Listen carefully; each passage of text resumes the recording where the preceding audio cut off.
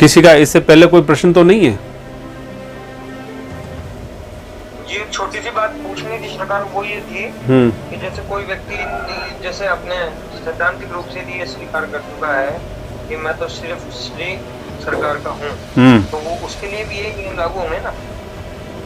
श्रीमद् भगवत गीता पूरी महाभारत में श्री ठाकुर जी ने गला फाड़ फाड़ के यही बताया कि हे अर्जुन, तो अपने स्वधर्म का पालन कर, क्षत्रिय धर्म का पालन कर। तो क्या श्री अर्जुन जी ठाकुर जी की शरण नहीं थे क्या? और 18वें अध्याय में तो उन्होंने कह दिया कि मेरी शरण में आ जा। अब वो कहते हैं हे काशव, जैसे तुम कहोगे मैं वैसा ही करूंगा।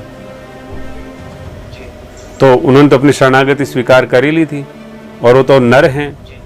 तो नर प्रत्यक्ष कह रहा नारायण को कि मैं तो जैसा आप कहोगे वैसा ही करूंगा। फिर भी नारायण कह रहे हैं कि अब तुम्हारा धर्म ये कह रहा है कि तुम अपने क्षत्रिय धर्म का पालन करो।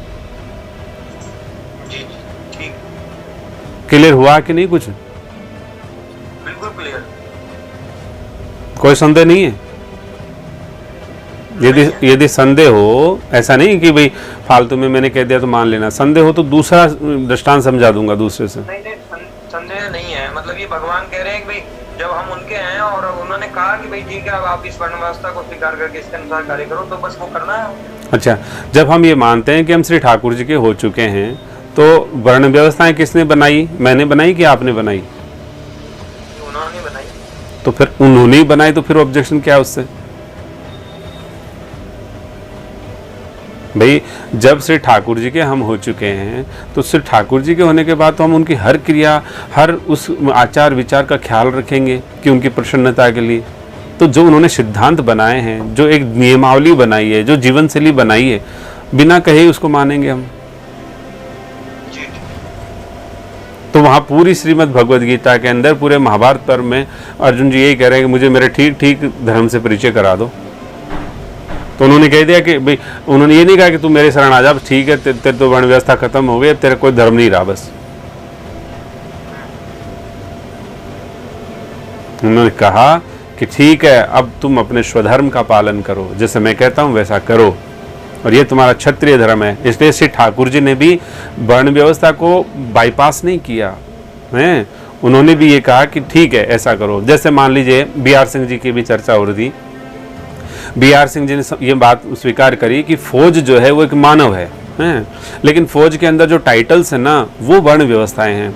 तो मान लीजिए कि इनका कोई ब्रिगेड जो भी है बहुत हाईएस्ट, जैसे मान लीजिए प्रेसिडेंट है, अध्यक्ष है, जो भी इनके होते हैं, विंग कमांडर आदि, वो कह दे किसी सार्जेंट को जो उनके बहुत लोअर पोस्ट होती है, यदि उसको डायरेक्ट मान लीजिए कह दे कि साहब तुम तो ऐसे करो, अब इस पोस्ट पे आ जाओ, साहब विंग कमांडर बन जाओ या जो भी कुछ बन जाओ, हाईएस्ट पोस्ट पे आ जाओ, तो क्या पॉसिबल है क्या?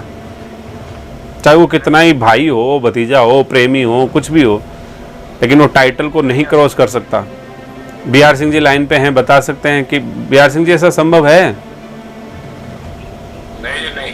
मान लीजिए आपका बेटा ही फौज में भर्ती हो जाए, तो और आप मान लीजिए इसी एयरफोर्स के मान लीजिए जो भी है चीफ हैं, तो आप क्या अपने बेटे को अपनी जगह ला सकते हैं?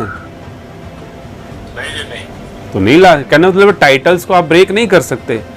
आपका कितना ही संबंधी हो, स्वजन हो, कोई बात नहीं, कितना प्रेमी हो, कितना ही कैलिबर वाला हो, लेकिन आप टाइटल्स को फॉलो करेंगे। इसी तरह से ठाकुर जी श्रीमद् भगवद गीता के माध्यम से समझा रहे हैं कि मैं हूँ, ठीक है, मानव जो है मेरी कृपा करुणा से ही आता है, जीवन मिलता है, लेकिन मैं उसको क्रॉस नहीं कर रहा हूँ एक मर्यादा की दृष्टि से, कि मैं तुम्हारा वर्ण व्यवस्था के हिसाब से तुझे सेवा दे रहा हूँ कि तुम्हारी वर्ण व्यवस्था क्या है।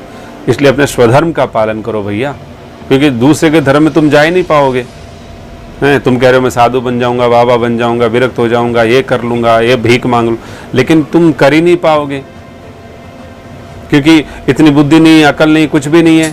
जैसे एक सार्जेंट को आप विंग कमांडर बना नहीं सकते, कुछ और नहीं बना सकते, इसी तरह से उसके पास में इतना कैलिबर नहीं है, वो चीज़ें नहीं हो, संस्कार नहीं उसका, उसके लिए बहुत सारी चीज़ें करनी पड़ेगी, एक प्रोसेस को पूरा फॉलो करना पड़ता है उस पोस्ट पे जाने के लिए। तो वो एक जनरल सिस्टम है। बार बार कहता हूँ कि भक्ति अलग नहीं है, कोई सिस्टम अलग नहीं है, नियम कानून कायदे अलग नहीं है, एक ही मार्ग है, एक ही प्राप्ति करने के लिए हमें जो लक्ष्य है, और हमें एक ही प्राप्त करने वाले हैं। भक्त भगवान को मान चाहता है, आत्मा परमात्मा से मिलन चाहती है, तो उसमें बाधा कुछ नहीं है, एक ही प्रोसेस है सब कुछ। जो कुछ माया जाल है या इधर उधर का जो है, वो एक शब्दों का हेर फेर है, बाकी कुछ नहीं है। बाकी एक सिस्टम एक ही बनाया हुआ है श्री ठाकुर जी का। राजू जी क्लियर हो गया कि नहीं हुआ आपको?